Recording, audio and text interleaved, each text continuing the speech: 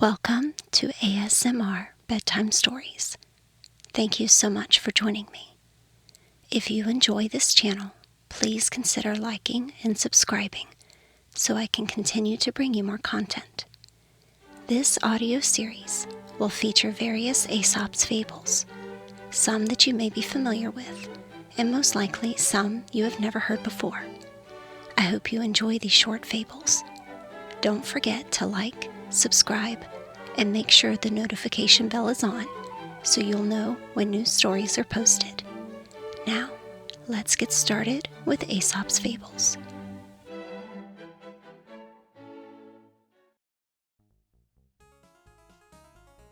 The Bear and the Travelers. Two travelers were on the road together when a bear suddenly appeared on the scene. Before he observed them, one made for a tree at the side of the road and climbed up into the branches and hid there. The other was not so nimble as his companion, and as he could not escape, he threw himself on the ground and pretended to be dead. The bear came up and sniffed all around him, but he kept perfectly still and held his breath, for they say that a bear will not touch a dead body. The bear took him for a corpse and went away. When the coast was clear, the traveler in the tree came down and asked the other what it was the bear had whispered to him when he put his mouth to his ear. The other replied, "He told me never again to travel with a friend who deserts you at the first sign of danger. Misfortune tests the sincerity of friendship."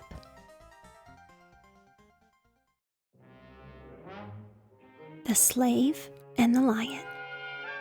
A slave ran away from his master, by whom he had been most cruelly treated, and, in order to avoid capture, betook himself into the desert. As he wandered about in search of food and shelter, he came to a cave, which he entered and found to be unoccupied. Really, however, it was a lion's den, and almost immediately, to the horror of the wretched fugitive, the lion himself appeared. The man gave himself up for lost, but, to his utter astonishment, the lion, instead of springing upon him and devouring him, came and fawned upon him, at the same time whining and lifting up his paw. Observing it to be much swollen and inflamed, he examined it and found a large thorn embedded in the ball of the foot. He accordingly removed it and dressed the wound as well as he could, and in course of time it healed up completely. The lion's gratitude was unbounded. He looked upon the man as his friend, and they shared the cave for some time together. A day came, however, when the slave began to long for the society of his fellow men, and he bade farewell to the lion and returned to the town. Here he was presently recognized and carried off in chains to his former master, who resolved to make an example of him, and ordered that he should be thrown to the beasts at the next public spectacle in the theater. On the fatal day, the beasts were loosed into the arena, and among the rest a lion of huge bulk and ferocious aspect, and then the wretched slave was cast in among them. What was the amazement of the spectators when the lion, after one glance, bounded up to him and lay down at his feet with every expression of affection and delight. It was his old friend of the cave. The audience clamored that the slave's life should be spared, and the governor of the town, marveling at such gratitude and fidelity in a beast, decreed that both should receive their liberty. The Flea and the Man. A flea bit a man, and bit him again and again, till he could stand it no longer. He made a thorough search for it, and at last succeeded in catching it.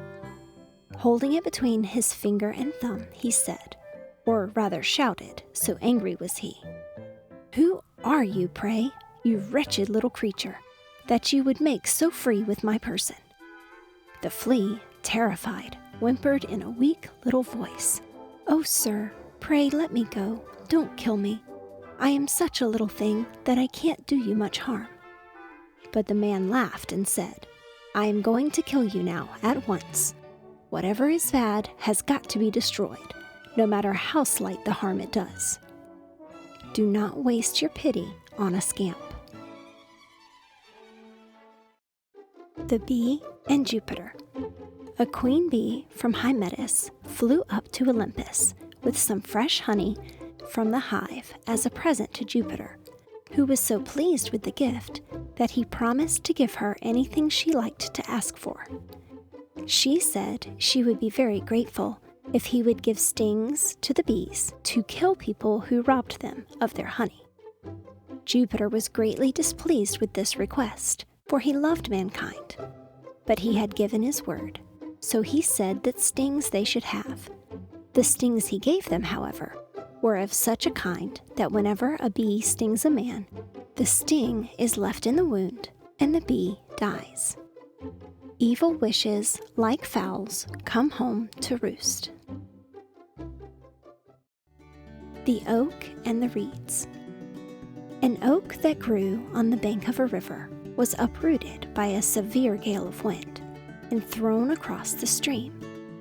It fell among some reeds growing by the water and said to them, "How is it that you, who are so frail and slender, have managed to weather the storm, whereas I, with all my strength, have been torn up by the roots and hurled into the river?"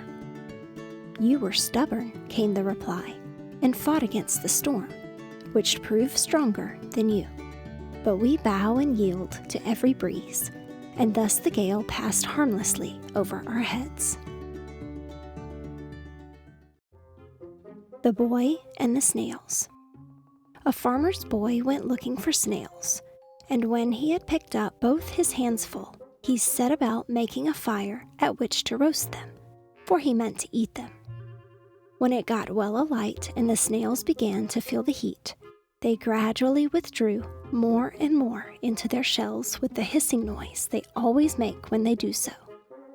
When the boy heard it, he said, "You abandoned creatures, how can you find heart to whistle when your houses are burning?"